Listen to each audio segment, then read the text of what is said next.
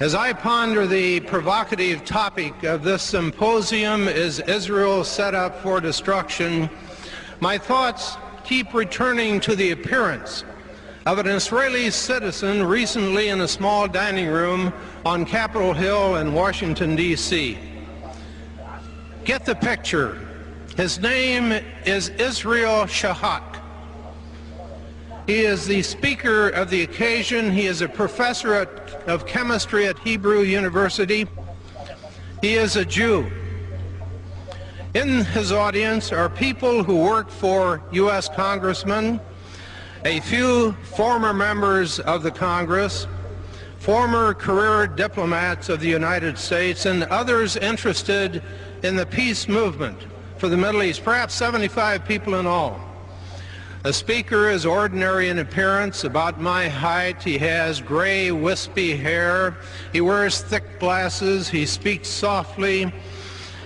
The noise from the adjoining dining rooms make it very difficult for any of us to hear what he has to say, but his words are well worth straining to hear. He is remarkable. He knows adversity and fear as do few people on earth. He is a survivor of one of Adolf Hitler's death camps for Jews, a survivor of the Holocaust, himself a Jew, and in his words, a law-abiding citizen of Israel. No one will accuse him of being anti-Semitic. And as a survivor of the Holocaust, no one will accuse him of being indifferent to the suffering of Jews under Nazi Germany. He makes his living teaching chemistry, but his calling is decency in human relations. He warns against the destructive course of Israeli policy. He cries out with concern for the plight of the Palestinians, and he expresses anguish for the future of the land that he loves and wants to keep loving, the state of Israel. In another time, he would be a prophet, and the Christian Bible that Ahmadinejad knows so well might well contain a new book, a book of Shahak.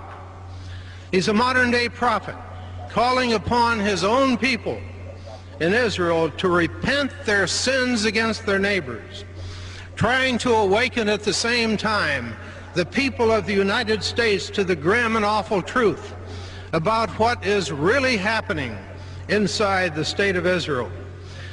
He expresses his warning and his anguish in Washington, D.C., which is just exactly the right place, because the U.S. government is the lifeline for the state of Israel.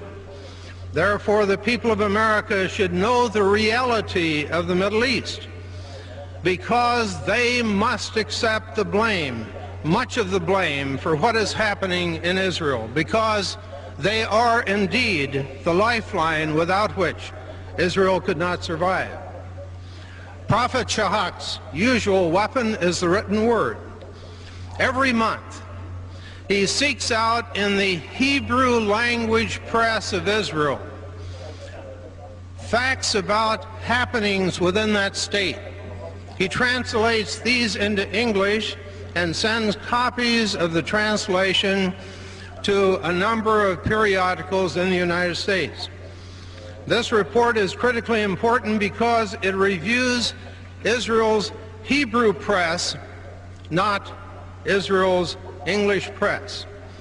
It is the Hebrew press that describes reality in Israel. For one thing, the Hebrew press reports accurately what Prime Minister Shamir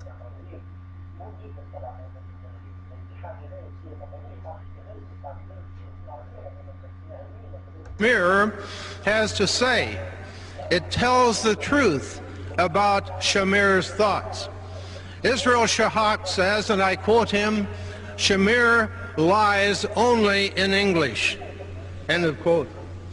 That is to say, if you really want to know what is on Shamir's mind, listen to what he has to say in Hebrew. The English press in Israel is tailor-made for foreign consumption, designed mainly for the people of the United States. to support and reinforce the powerful effect of Israel's lobby in the United States, where all that is good about Israel is emphasized and exaggerated, and all that is evil is ignored or rationalized. In contrast, the Hebrew press in Israel tells it like it is.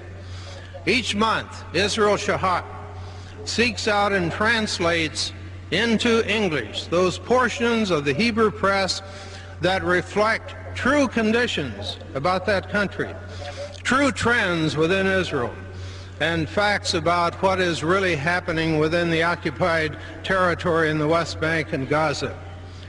Israel Shahak, like myself, speaks mainly without gestures, but his words come like thunder, and his words help to answer the question of this symposium.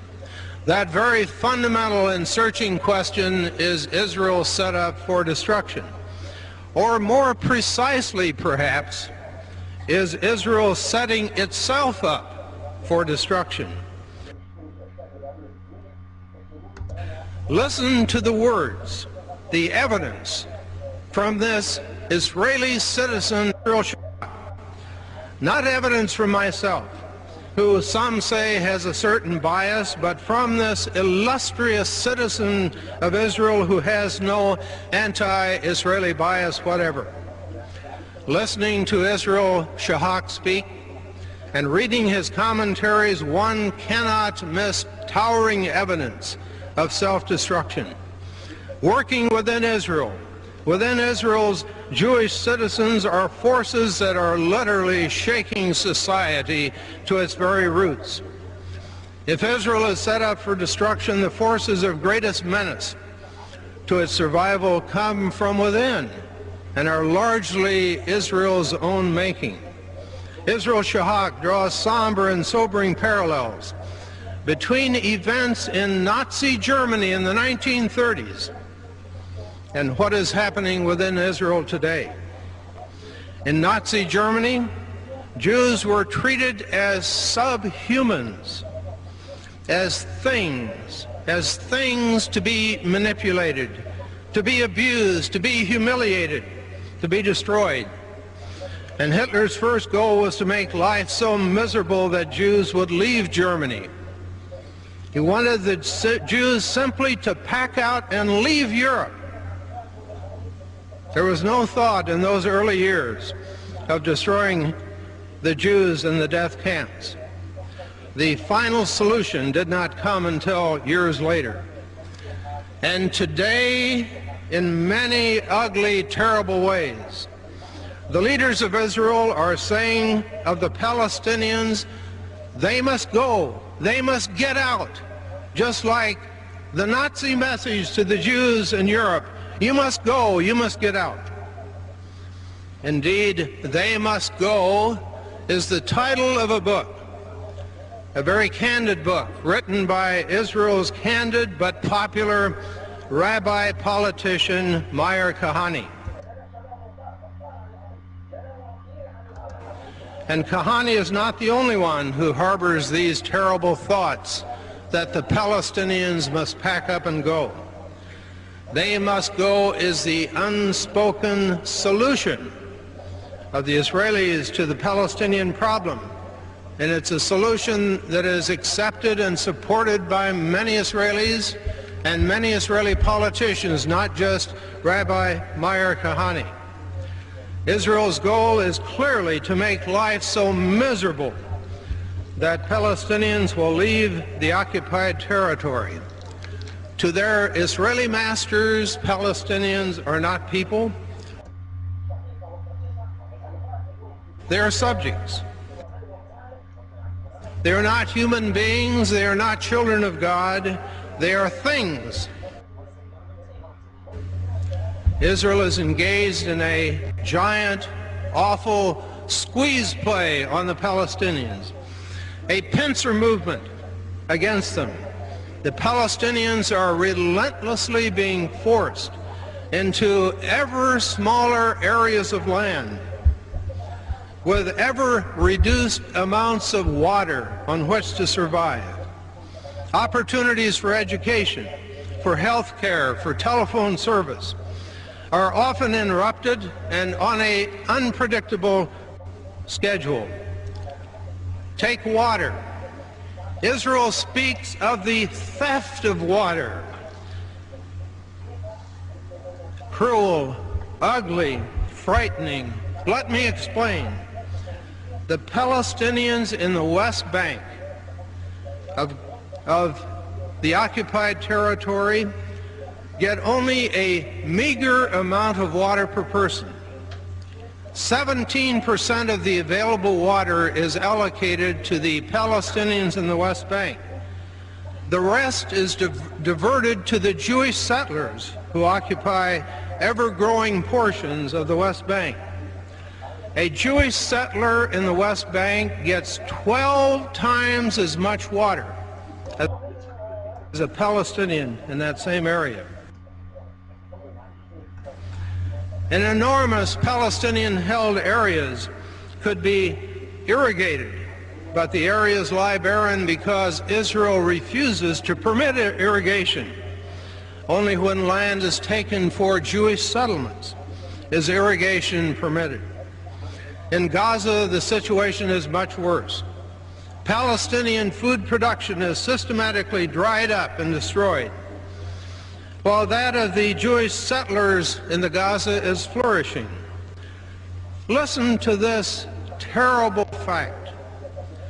40% of Gaza is reserved for a mere 2,500 Jewish settlers, while another 40% must be divided among 700,000 people. That means that the Jewish settlers in Gaza have 280 times as much land on which to survive as do the Palestinians.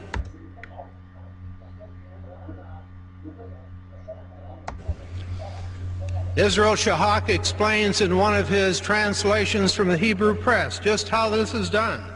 And I quote from Israel Shahak: "By their efficient deep drilling, the Israeli settlements cause the seawater, the salt seawater, to enter the underground reservoirs tapped by the Palestinians, while their own deeper wells are not affected." How would you like that? In other words, the Israelis cleverly